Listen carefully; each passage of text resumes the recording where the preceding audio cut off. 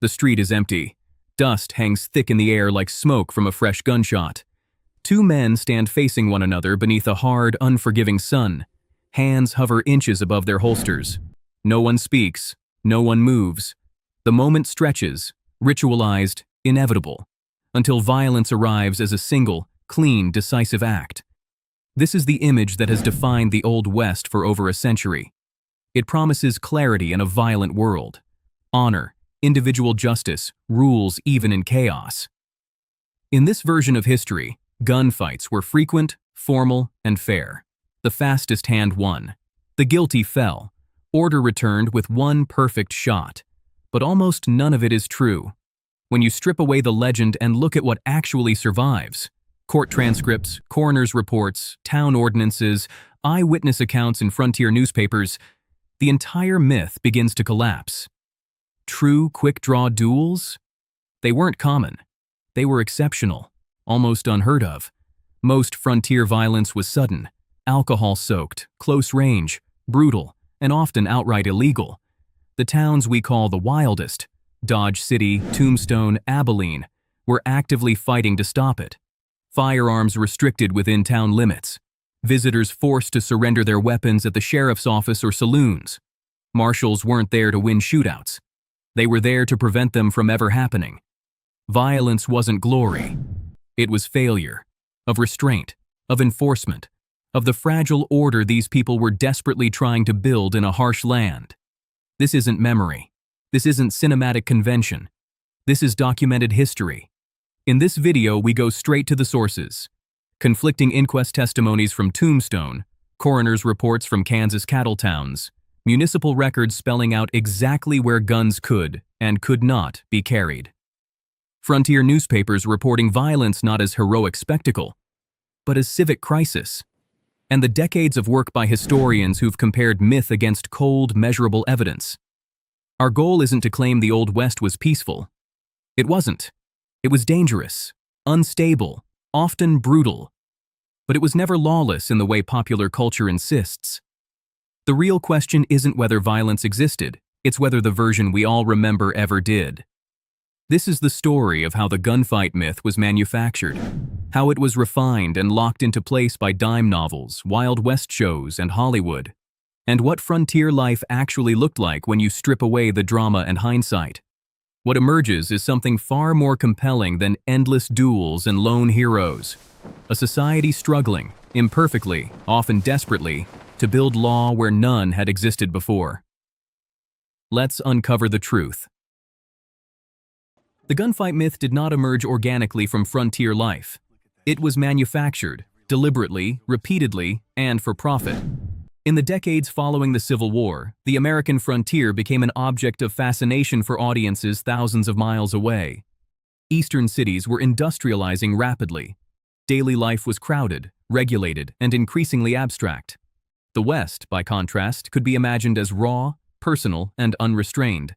That distance created a market, and into that market stepped the dime novel. These cheaply printed stories, typically sold for 10 cents, were not meant to document reality. They were designed to entertain. Writers took fragments of real events and stretched them into dramatic confrontations with clear moral arcs. Ordinary shootings became formal duels. Complex disputes were reduced to good men and bad men meeting face to face. Repetition did the rest. When the same story shape appeared again and again, it began to feel like truth. One of the earliest and most influential mythmakers was Edward Zane Carroll Judson, writing under the pen name Ned Buntline. In 1869, he encountered William F. Cody and recognized commercial potential. Buntline's serialized novel Buffalo Bill, the King of the Bordermen, transformed Cody from a working frontiersman into a larger-than-life hero. The book was a sensation. Cody became famous not for what he had done, but for what was written about him. Other writers followed, layering exaggeration upon exaggeration. Across hundreds of dime novels, frontier violence was standardized. Gunfights followed a familiar choreography. Challenges were issued, heroes accepted reluctantly, and moral clarity determined the outcome. These stories bore little resemblance to actual frontier confrontations, but millions of readers absorbed them as cultural fact. Real people were reshaped to fit these templates. Lawmen, gamblers, and outlaws were recast as archetypes. Wild Bill Hickok, for example, became the model of the gentleman gunfighter. After a single documented shootout in Springfield, Missouri, popular magazines portrayed him as an unmatched duelist with a long list of formal kills, claims unsupported by evidence, and far beyond anything Hickok himself ever asserted. Accuracy mattered less than consistency. The character endured because the pattern worked. Wyatt Earp's transformation was even more revealing. During his lifetime, Earp was a marginal figure with a mixed reputation and limited fame. It was only decades later, through a highly fictionalized biography, that he was recast as the embodiment of frontier justice. That version, not the historical man, became the foundation for later films and television. By the time Hollywood encountered Earp, the myth had already replaced the record. Printed legend soon became live spectacle. Beginning in the 1880s, Buffalo Bill's Wild West shows took the dime novel West and made it physical. Audiences watched choreographed gunplay, reenacted frontier battles, and staged heroics performed by men presented as authentic participants. The presence of real figures blurred the line between performance and documentation. If the actors had lived on the frontier, audiences assumed the story must be true. The shows toured internationally, performing for massive crowds and exporting a carefully edited version of American frontier violence to the world. The West became a place of constant action, individual bravery, and decisive gunfire. Never mind that most frontier towns spent far more time arguing over ordinances, taxes, and property lines than trading shots. What mattered was not accuracy, but coherence. These stories offered something reality could not: violence with rules, danger with meaning, and death that resolved conflict instead of complicating it. By the time motion pictures arrived, the gunfight already had a script. Hollywood did not invent the myth. It inherited a finished product, polished, popular, and ready to be filmed. By the mid-20th century, the gunfight myth no longer needed invention. It needed refinement, and Hollywood supplied it during the golden age of the Western, when the genre dominated American screens and shaped how the frontier would be remembered. That visual language began to take firm shape with Stagecoach, 1939. Director John Ford transformed Monument Valley into a stage for controlled spectacle. In the famous Apache attack sequence, chaos is carefully managed. The stagecoach races across open terrain while riders approach in identifiable formation, not as a scattered mob, but as choreographed waves. Ford cuts between interior close-ups of passengers reloading and exterior wide shots that maintain perfect spatial geography. The camera never disorients. Each gunshot comes from a known position and strikes a visible target. Even at full gallop, the violence remains legible. The audience is never confused about who is attacking, who is defending, or what each action means. This was revolutionary. Frontier violence presented as readable spectacle rather than documentary chaos. That principle reached full maturity in High Noon, 1952. The film operates as a countdown. Director Fred Zinnemann uses repeated inserts of ticking clocks, 22 separate clock shots across the runtime, to transform the gunfight into an appointment with fate. Will Kane, played by Gary Cooper, walks the empty streets of Hadleyville while the camera emphasizes absence.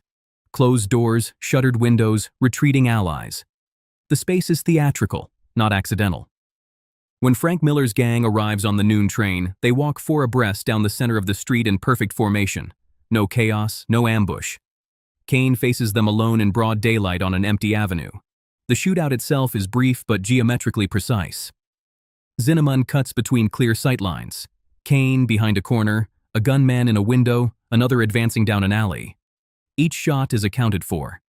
There is no black powder smoke obscuring vision, no stray bullets, no panic. Violence unfolds as structured problem-solving. The gunfight becomes a moral trial, measured in minutes rather than seconds of chaos. Shane, 1953, reinforces this grammar through silence and surgical precision. In the final saloon confrontation, the room goes still. Every sound amplifies. Footsteps, the creak of leather, breathing. Shane, Alan Ladd, and Jack Wilson, Jack Palance, face each other across open floor. No furniture between them, no bystanders in the line of fire. George Stevens films it like a duel. Two men, equal distance, waiting. Wilson draws first. Shane draws faster. The sequence lasts 4 seconds, 1 shot each. Wilson falls cleanly. Shane walks out. The room remains pristine. No shattered glass, no overturned tables, no collateral damage. Violence enters, resolves, and exits without residue.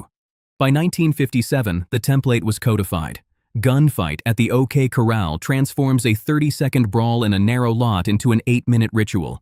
Director John Sturgis stages the Earps and Cowboys facing each other across a wide street, historically inaccurate but visually essential. The camera tracks the Earps' slow walk toward confrontation while Dmitry Tiomkin's score builds tension. When shooting begins, each participant occupies clear screen space. Wyatt, Burt Lancaster, fires from the left. Ike Clanton retreats right. Doc Holliday advances center. The action is choreographed like ballet. Characters fall in narratively satisfying order. Minor characters first, then escalating to climactic deaths. The film teaches audiences that gunfights follow dramatic structure, not historical fact. Decades later, Tombstone, 1993, updates the aesthetics without changing the rules. Director George Cosmatos films the OK Corral sequence with modern intensity, handheld cameras, rapid cuts, louder sound design, but maintains Hollywood's spatial grammar. Wyatt Earp, Kurt Russell, and his brothers walk in slow motion toward the cowboys. Both groups halt at a dramatically appropriate distance. Dialogue precedes violence. You gonna do something or just stand there and bleed? The shootout, though faster and louder than earlier films, still follows clear geography. Doc Holliday spins left, Morgan Earp fires right, Wyatt advances center. Every bullet trajectory is traceable. When bodies fall, they fall where the camera expects them. Across 70 years of cinema, the lesson remains consistent. Gunfights are moments of clarity. They are controlled, meaningful, morally legible, and visually clean. Violence does not spread unpredictably. It resolves exactly what the narrative requires. This version of the gunfight is cinematic, repeatable, and deeply persuasive. It is also almost entirely fictional. The Hollywood gunfight is orderly, legible, and rare by design. Real frontier violence was none of those things. When historians step away from film and examine measurable records, arrest logs, coroner's reports, inquest testimony, and town newspapers, a very different pattern emerges. Gunfights were not a daily feature of frontier life. They were uncommon events in communities that spent most of their time working, trading, arguing, and trying to stay solvent. Even in towns later labeled wild, lethal violence occurred far less frequently than popular memory suggests. Dodge City, Kansas, at the height of the cattle drive years from 1876 through 1885, produced a total of 15 documented homicides, averaging only 1.5 per year. Deadwood, South Dakota, in its notorious first 3 years, 1876 to 1879. After the Black Hills Gold Rush, saw relatively few recorded killings. Estimates range from 4 in the first year to a handful overall in the chaotic early period, despite its reputation for lawlessness. Measured per capita in these small boomtowns, often 2,000 to 5,000 residents, homicide rates could spike high initially due to transient populations, but they rarely match the constant shootouts of legend. In fact, some analyses show frontier towns averaged far fewer murders annually than exaggerated myths imply, with many years passing without violent deaths once basic order took hold. When violence did occur, it almost never resembled a duel. The most common triggers were mundane and volatile: alcohol, gambling debts, personal grudges, and perceived insults. Disputes escalated quickly and without ceremony. Ambushes were far more common than face-to-face confrontations. Many shootings happened indoors, in saloons, boarding houses, or hotel rooms, where space was tight and visibility poor. Others occurred at arm's length in alleys or doorways, not in wide, empty streets. The physical reality of gunfire further undercuts the myth. Most encounters took place at distances of under 10 feet. Revolvers were emptied rapidly, often without careful aiming. Black powder smoke filled enclosed spaces almost immediately, obscuring vision after the first shots. Witnesses frequently testified that they could not tell who fired when or even where shots came from once the smoke and noise took over. Missed shots were common. So were unintended victims. Frontier newspapers routinely reported bystanders wounded by stray bullets, men leaning against walls, patrons sitting at card tables, or townspeople caught in doorways when gunfire erupted unexpectedly. These injuries were not treated as heroic collateral. They were civic disasters, evidence that violence had spilled beyond control. What determined survival in these encounters was not speed, but circumstance. Positioning mattered more than draw time. Cover mattered more than bravado. The willingness to shoot first often outweighed any supposed advantage of honor. Accuracy under pressure, rare in chaotic conditions, was decisive. There were no rules, no countdowns, and no agreement about when violence would begin. One reason the Hickok-Tutt confrontation, July 21, 1865, Springfield, Missouri, became famous is precisely because it violated this pattern. The two men faced off at about 75 yards in the town square. Open space, deliberate draws, single shots exchanged. Tutt missed. Hickok hit Tutt through the chest. Newspapers across the country treated it as a novelty because it was so unusual, not typical. Most frontier violence ended not with clean resolution but with legal fallout. Arrests followed. Inquests were held. Testimony contradicted itself. Communities argued over whether force had been justified or preventable. The aftermath mattered more than the moment itself. This is the version of violence Hollywood left behind: cramped, sudden, confused, and socially disruptive. It lacked visual clarity and moral certainty. It did not resolve conflict. It multiplied it. And that is precisely why frontier towns spent so much effort trying to prevent it. If the Old West had truly been a place of constant, ritualized gunfights, its towns would not have survived long enough to mythologize. In reality, many frontier communities moved quickly and deliberately to restrict the very behavior Hollywood later celebrated. As cattle drives, railroads, and permanent settlements expanded after the Civil War, town leaders faced a practical problem. Armed transients brought money, but they also brought instability. A single drunken shooting could empty a street, damage property, and drive away families and investors. Order was not a moral abstraction. It was an economic necessity. The response was regulation. By the late 1870s, many well-known frontier towns had enacted strict ordinances limiting or outright prohibiting the carrying of firearms within town limits. In Dodge City, visitors arriving from the cattle trails were required to surrender their weapons. In Tombstone, Ordinance No. 9 made it unlawful to carry deadly weapons in town without a permit. Abilene, Deadwood, and Wichita adopted similar measures as soon as population density and commerce demanded it. These laws were not symbolic. They were enforced. Marshals and deputies actively searched for violators. Visitors were instructed to check their guns at hotels, saloons, or the sheriff's office, often receiving claim tickets much like a coat check. Fines for violations were steep, equivalent to weeks of wages. Repeat offenders could be jailed or expelled from town. Enforcement was not always perfect, but the intent was clear. Public carry was seen as a threat to civic stability. The motivation was rarely ideological. It was practical. Towns competed with one another for rail connections, merchants, and permanent residents. A reputation for disorder meant lost business. A reputation for safety meant growth.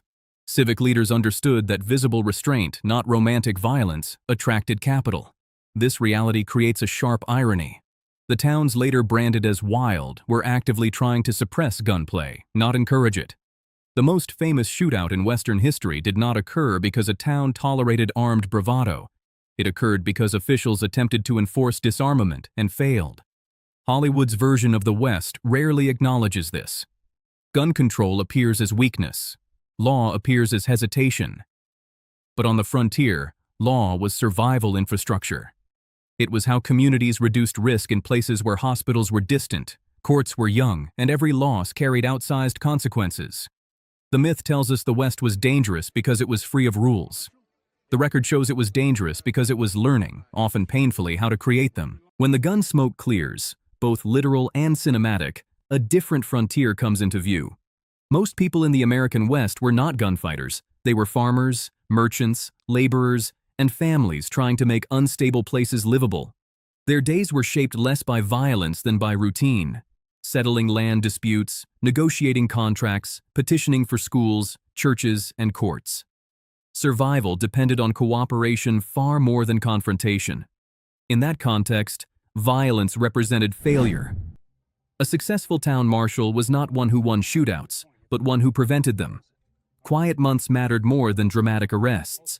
Lawmen were judged by stability, not spectacle, and those who allowed violence to spill into public space often lost their positions rather than their reputations enhanced.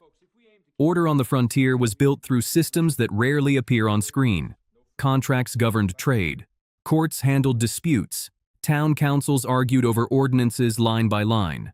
Clerks kept records. Sheriffs served papers. These mechanisms were slow, frustrating, and unglamorous. But they worked. Over time, they reduced uncertainty and lowered the cost of conflict. This is what the gunfight myth obscures. By focusing on individual violence, it erases collective effort. It suggests civilization emerged from decisive gunfire, when in reality, it emerged from restraint, compromise, and persistence. The West was hard and often dangerous, but it was not shaped by endless duels. It was shaped by people choosing law over violence, again and again.